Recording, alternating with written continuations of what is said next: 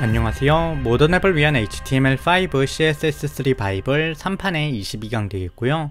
이번 강의에서는 지난 강의에 이어서 두 가지 레이아웃 구성 방법을 배우도록 하겠습니다. 첫 번째는 플로 속성과 클리어 속성을 사용한 레이아웃을 잡는 방법이고, 두 번째는 플렉스 속성을 사용해 레이아웃을 잡는 방법입니다. 참고적으로 플렉스 속성 같은 경우에는 진짜 말도 안 되게 기능이 굉장히 많고, 그 말도 안 되는 기능들이 모두 굉장히 유용합니다. 다만 인터넷 익스플로러 9 버전에서 동작하지 않고 국내에는 아직 인터넷 익스플로러 사용 인구가 꽤 있기 때문에 사용이 약간 힘들 수 있습니다.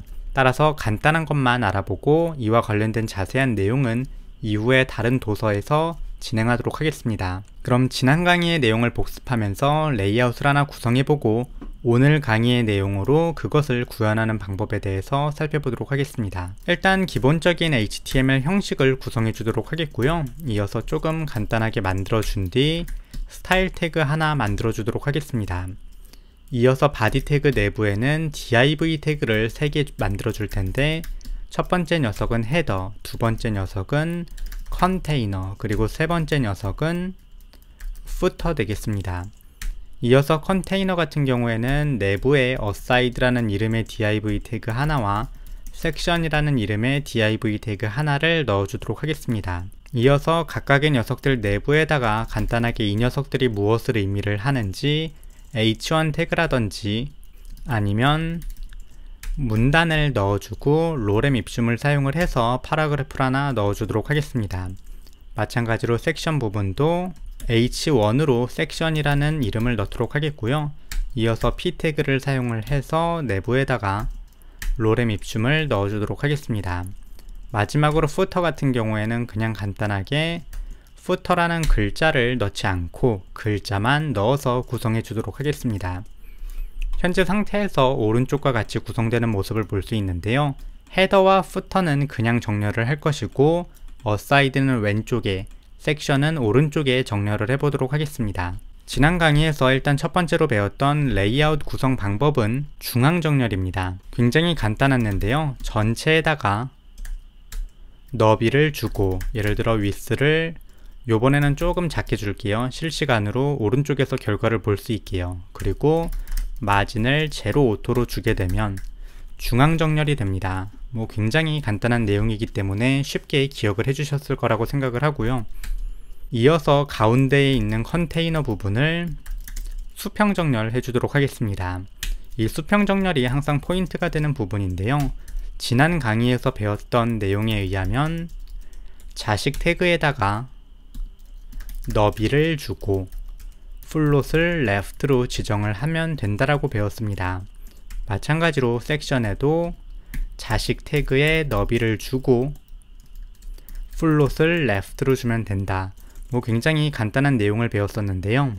근데 이렇게만 작성을 하게 되면 부모가 자식을 몰라봐서 영역을 제대로 잡지 못하고 그 아래에 있는 태그가 위로 딸려오는 문제가 발생을 하게 됩니다. 그래서 이를 막기 위해 부모 태그의 오버플로우를 히든으로 준다 까지가 지난 강의의 내용이었습니다.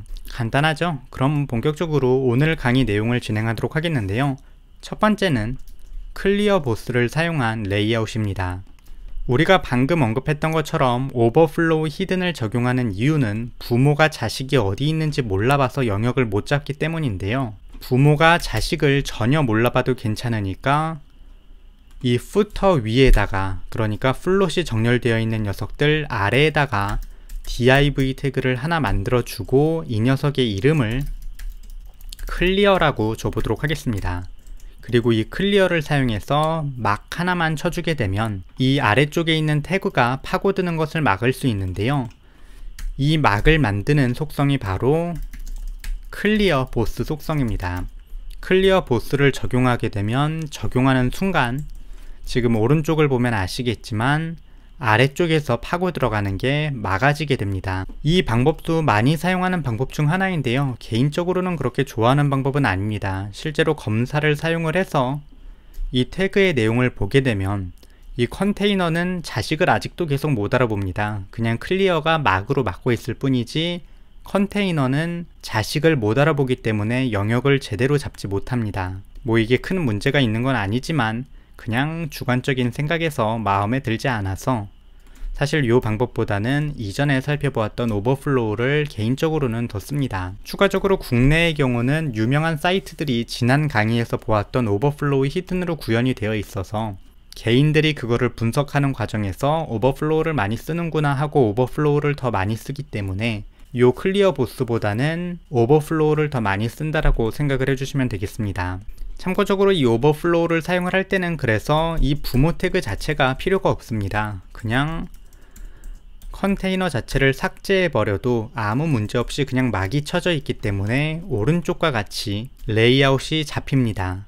하지만 태그들의 상하관계를 조금 더 쉽게 확인할 수 있게 부모 태그를 넣어주는 것이 일반적입니다.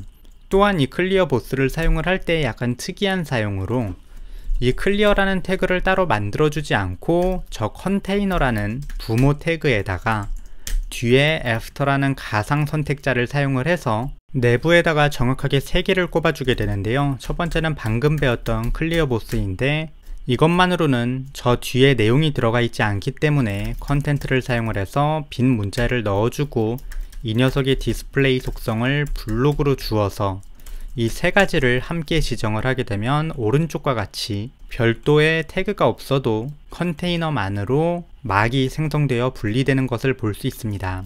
이 3가지 중에 하나라도 없게 되면 요게 되지 않으니까 꼭 기억을 해주시면 좋겠습니다.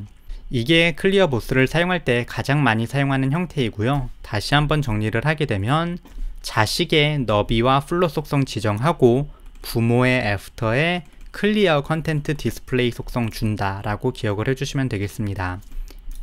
뭐 조금 복잡하죠? 그래서 뭐 원하는 거 사용해 주시면 되겠습니다. 그럼 마지막으로 플렉스 속성을 사용한 방법을 보도록 하겠는데요. 얘가 제일 간단해요. 뭐 딴 거 지정하실 필요도 없고 자식의 너비 주고 부모에다가 디스플레이 속성을 플렉스로 준다 만 해주시면 해결이 됩니다. 다시 한번 설명을 드리면 자식에게 너비 주고 부모에다가 플렉스를 주기만 하면 오른쪽과 같이 정렬이 됩니다. 이게 엄청나게 간단한 이유는 사실 이후에 반응형 웹을 다룰 때도 나오지만 반응형 웹을 만들 때는 요걸 왼쪽에 놓고 오른쪽에 놓고 위에 놓고 아래에 놓고 라는 순서가 굉장히 중요한데 이러한 것을 쉽게 만들 수 있는 속성들도 모두 제공이 되기 때문에 이 플렉스 속성을 사용한 방법이 가장 쉽고 깔끔하고 최종적으로 실행을 했을 때도 검사 도구에서 보았을 때 부모가 자식을 잘 알아보는 굉장히 깔끔한 레이아웃이 완료가 됩니다. 요거까지도 조금 기억을 해주시면 좋을 거라고 생각을 합니다. 다시 한번 정리를 해보도록 하겠습니다. 첫 번째로 중앙 정렬은 너비 주고 마진 제로 오토, 뭐 굉장히 간단하고요. 플롯 속성과 오버레이 속성을 사용한 레이아웃 정렬, 자식의 너비와 플롯 주고 부모의 오버플로우 히든 준다.